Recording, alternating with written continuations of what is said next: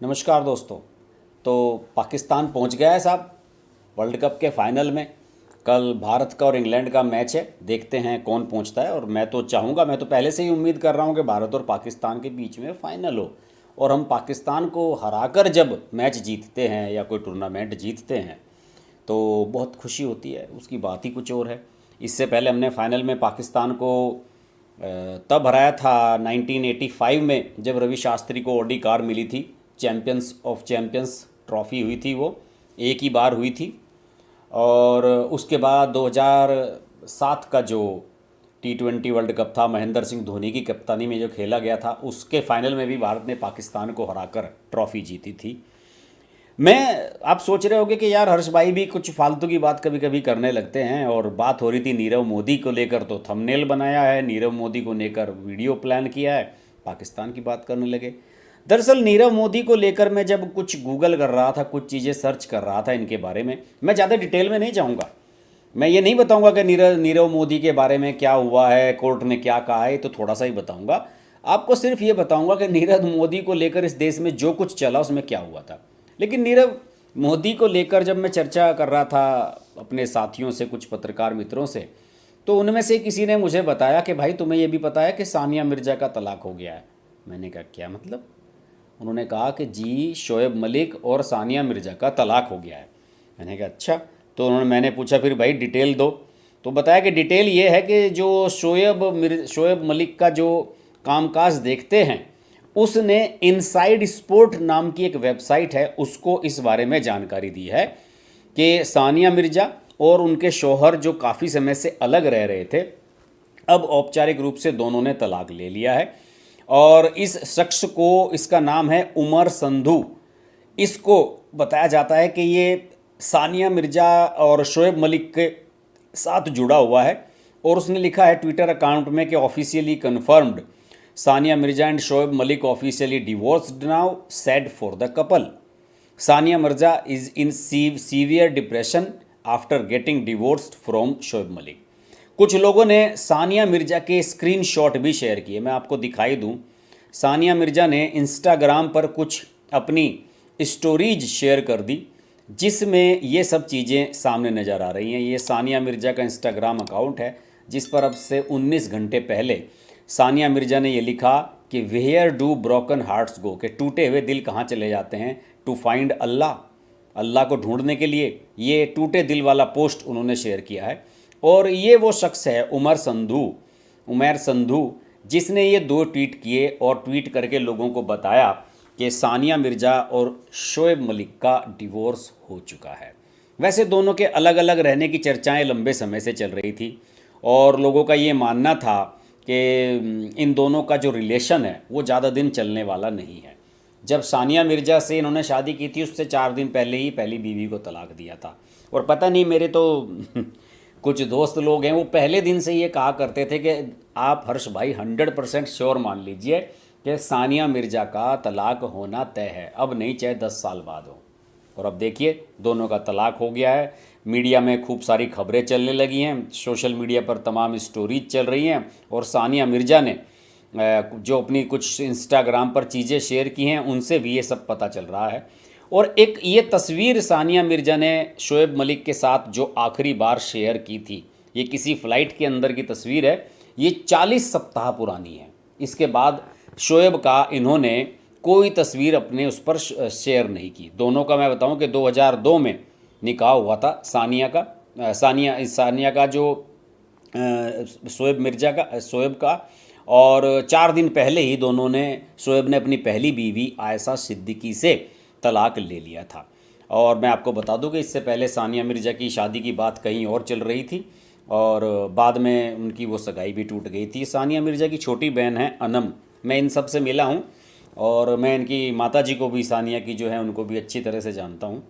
और मैंने इनकी कवरेज भी की थी, 2008 की शायद बात है, एक टेनिस टूर्नामेंट के दौरान इनकी मैंने कवरेज भी की थी, इनका इंटरव्यू भी किया था।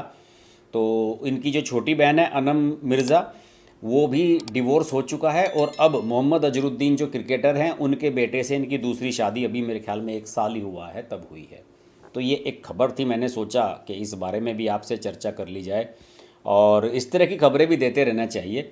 देखिए हकीकत बात तो दोस्तों ये है कि हमारे देश में कि साहब हम लोग ये सोचते हैं कि हमारी जो बेटियां हैं उनको हम सेफ रखें, सुरक्षित रखें, उनके भविष्य को लेकर हम बहुत चिंतित रहते हैं। लेकिन ये लोग, कुछ लोग ऐसे हैं जिन्हें देश, अपने देश के लोग ये सब पसंद ही नहीं आते हैं। अब मुझे समझ में नहीं आता कि ये बंदा जो था ये कहाँ से इनको मिल गया कि इसको जो है ये इन्होंने सानिया की इससे इन्होंने शादी तय कर दी। और क्या इसके पीछे लोगों ने देखा, जबकि सब इसके सानिया के जो पेरेंट्स थे वो भी ये जानते थे कि ये डिवोर्सी आदमी है, इसका डिवोर्स होने वाला है, एक बार शादी पहले ही कर चुका है। तो मुझे तो समझ में नहीं आती कि ये क्या इनकी कहानी चलती रहती है। चलिए साहब, इस पर ज़्यादा समय बर्बाद नहीं करूँगा, नीरव मोदी की तरफ चलते हैं। अब ये खबरें आ गई हैं कि नीरव मोदी को बहुत जल्द भारत लाया जा रहा है। ये खबर लगभग कन्फर्म हो चुकी है कि नीरव मोदी को अब कोर्ट कचहरी जितनी भी हो सकती थी उन्होंने सब क्लियर कर दिया है और नीरव मोदी को भारत लाने के तमाम ऑप्शंस अब खुल गए हैं।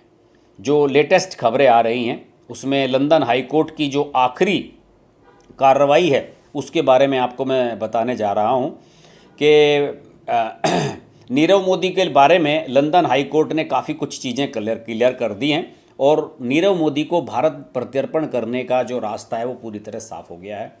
वापस लाने के लिए भारतीय एजेंसियों ने सरकारी और कानूनी स्तर पर अर्जियां दायर की थी और इनमें कहा गया था कि नीरव ने भारत के बैंकिंग सिस्टम के साथ फ्रॉड किया है, इसलिए उसे कानूनी प्रक्रिया के लिए भारतीय एजेंसियों के हवाले किया जाए। लंदन में ऐशो आराम की ज़िंदगी गुजार रहे इस भगोड़े ने अपने बचाव में कई तर्क दिए।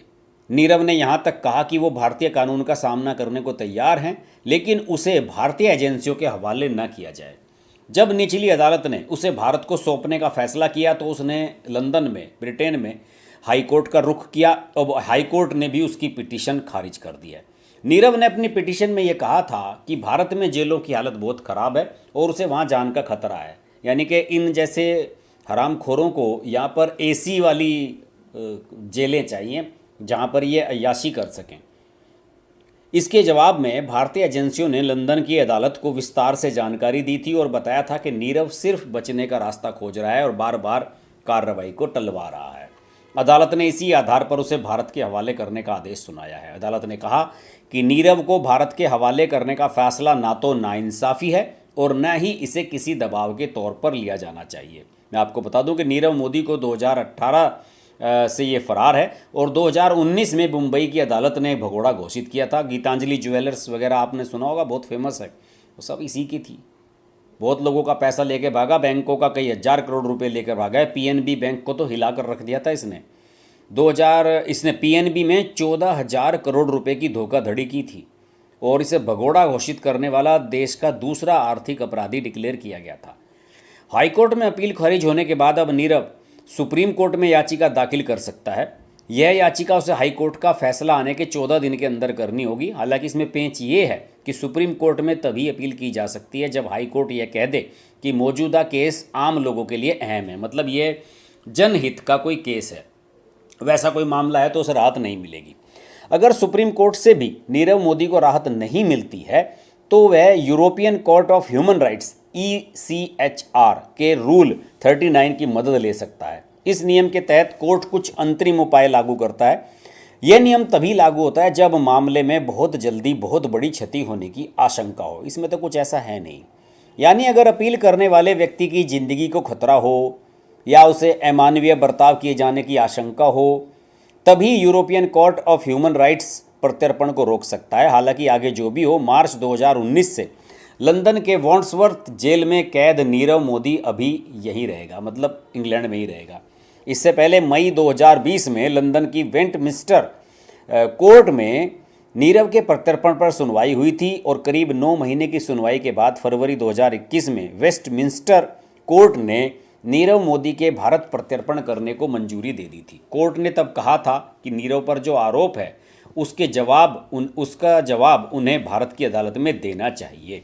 बहुत कुछ चीज़ें हैं नीरव मोदी के बारे में बताने को।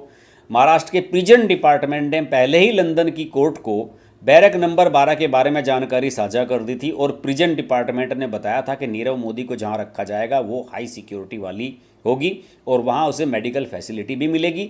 अगस्त 2020 में वेस्टमिंस्टर कोर्ट ने बैरक नंबर 12 का वीडियो भी देखा था, यानी कि इंग्लैंड की कोर्ट ने इस बात का भी वीडियो देख लिया था कि नीरव मोदी को जब यहाँ रखा जाएगा तो कहाँ रखा जाएगा। देखिए कितनी फिक्र है विदेशों में, वरना हिंदुस्तान में तो पकड़ते हैं कैदियों को और अंदर ठूस देते हैं और डंडे बजाते हैं अलग से। और इन जैसे लोगों को देख लीजिए आप, इनकी क्या स्थिति है। ये पैसे वाले जो रईस हैं, इतना देश को इतना बड़ा घाटा करके जो भागे हैं, इनके बारे में कोर्ट कितनी सोचती है, हमारी नहीं वहाँ की भी। हमारी कोर्ट अगर सोचने लगे तो यहाँ तो कह दिया जाएगा नरेंद्र मोदी की कोर्ट ऐसी सोचती हैं। और मैं सिर्फ यही कहना चाहता हूँ, बहुत सारी डिटेल्स हैं, मैं ज़्यादा बहुत लंबी चौड़ी कहानी में नहीं जाऊँगा। नीरव मोदी की 924 करोड़ की संपत्ति भी जब्त हुई है, मैं आपको बता दूँ, कुछ इस कार्रवाई भी हुई है इसके खिलाफ। और उसकी 9 प्रॉपर्टीज़ को जब्त किया गया है, 39 प्रॉपर्टीज़ को अटैच किया गया है। बहुत सारा कुछ कार्रवाई हो भी रही है लगातार। लेकिन इस दौरान एक हमारे देश का जो विरोधी दल हैं वो लगातार ये कहते रहे हैं कि नीरव मोदी और विजय माल्या को नरेंद्र मोदी ने भगाया था। कुछ लोग तो मोदी मोदी का भी वो करते हैं कि साहब इसके नाम के पीछे भी मोदी लगा हुआ है, नरेंद्र मोदी के नाम के पीछे भी मोदी लगा हुआ है, तो ये दोनों मिली भगत है इनकी। लेकिन सही मायनों में जांच एजेंसियां जी तोड़ कोशिश कर रही हैं इन दोनों को भारत लाने की। लेकिन नीरव मोदी जो लगातार कोर्ट कचहरी के चक्कर से टालता रहा है सारी कार्रवाइयों को, उसके खिलाफ इतनी तेज़ी से काम किया गया है कि कोई हद नहीं है। 2019 में ही इसको भगौड़ा डिक्लेयर किया था और सिर्फ 3 साल ही हुए हैं। 3 साल के अंदर ही इसके खिलाफ कोर्ट कचहरी की जो लड़ाई है वो निर्णायक मोड़ पर जा पहुंची है। और मुझे लगता है कि अब चूंकि भारतवंशी ऋषि सुनक वहाँ पर प्रधानमंत्री बन गए हैं इंग्लैंड में, उसका भी कुछ ना कुछ फ़ायदा भारत सरकार को इस पूरे मामले में मिला होगा। इस पूरे मामले में मैं सिर्फ यही कहना चाहूँगा कि अब उन लोगों को बोलना चाहिए। और देखिए, हो सकता है कि सुप्रीम कोर्ट में या ह्यूमन राइट्स कोर्ट में जाकर नीरव मोदी को कुछ और समय मिल जाए, लेकिन ये तय मान लीजिए कि नरेंद्र मोदी नीरव मोदी को यहाँ लाकर मानेंगे। कई सरकारी मशीनरी से जुड़े हुए अधिकारियों से मैंने बात की, उन्होंने कहा कि हर्ष भाई, मीडिया कुछ भी लिखता रहे, विदेशी लोग कुछ भी सोचते रहें, हमारे जो विरोधी दल हैं वो कुछ भी कहते रहें, लेकिन मोदी सरकार ने और ख़ासतौर से विदेश मंत्री एस जयशंकर ने इन मामलों को बड़ी गंभीरता से लिया है। कई बार वहाँ की सरकारों से भी बात हुई है, वहाँ के विदेश मंत्रियों से भी अनऑफिशियली बात हुई है, राजनयिक स्तर पर भी बातें चली हैं कि भैया हमारा भगोड़ा है, आप इसे हमें सौंपिए, और अगर आप हमें सौंपेंगे तो हमारे और आपके संबंध और बढ़िया होंगे। इसको वहाँ पर आप छुपा कर रखेंगे तो हमारे संबंध खराब होंगे। तो इस अंदर खाने, जिसे कहते हैं कि डिप्लोमेटिक लेवल पर भारत सरकार ने, मोदी सरकार ने इतने प्रयास किए हैं कि जिसकी कोई हद है नहीं। और आप यह तय मान लीजिए, मैं उस दिन भी वीडियो में आपको ये बात कहूँगा, मैं दावा करता हूँ कि शायद 2024 के चुनाव से पहले पहले नीरव मोदी भी और विजय माल्या भी दोनों भारत ले आए जाएंगे और इनसे एक एक पाई का हिसाब किया जाएगा। मैं सही बता रहा हूँ, इन्होंने भागकर बहुत बड़ी गलती की। अंबानी अडानी हैं, देश में काम कर रहे हैं, भले ही कोई गलती हो तो सरकार उन्हें माफ़ कर सकती है, लेकिन जो भारत का पैसा लेकर भाग गया, भारत को धोखा करके पीठ में खंजर घोंप के भाग गया, उसे नरेंद्र मोदी छोड़ने वाले हैं नहीं। मैं उनकी प्रवृत्ति को अच्छी तरीके से जानता हूँ। लेकिन अब जो कार्रवाई वहाँ पर हो रही है और जिस दिशा में नीरव मोदी के खिलाफ कार्रवाई बढ़ रही है, मुझे लग रहा है कि नीरव मोदी की जान बचनी अब मुश्किल है। उसे आज नहीं तो 6 महीने बाद, साल भर बाद हिंदुस्तान आना पड़ेगा। और तब देखते हैं कि राहुल गांधी और तमाम कांग्रेसी इस पर क्या कहते हैं, उनके मुंह से क्या निकलता है। क्या वो तब भी कहेंगे कि मोदी ने मोदी को भगाया था, लेकिन तब उन्हें ये भी कहने लगा कि मोदी ने मोदी को भगाया था, अब मोदी ही मोदी को लेकर आया है, ये भी उन्हें कहना पड़ेगा। आज के वीडियो में इतना ही। आपको वीडियो कैसा लगा ज़रूर बताइएगा। अपने दोस्तों के साथ हमारे वीडियोस आप शेयर ज़रूर कीजिएगा। चैनल सब्सक्राइब नहीं किया है तो सब्सक्राइब जरूर कर लें। नोटिफिकेशन के लिए बेल आइकन जरूर प्रेस कर लें, वरना मेरे लाइव आने का आपको पता ही नहीं चलेगा। अगले वीडियो में फिर मुलाकात होगी आपसे, तब तक के लिए नमस्कार।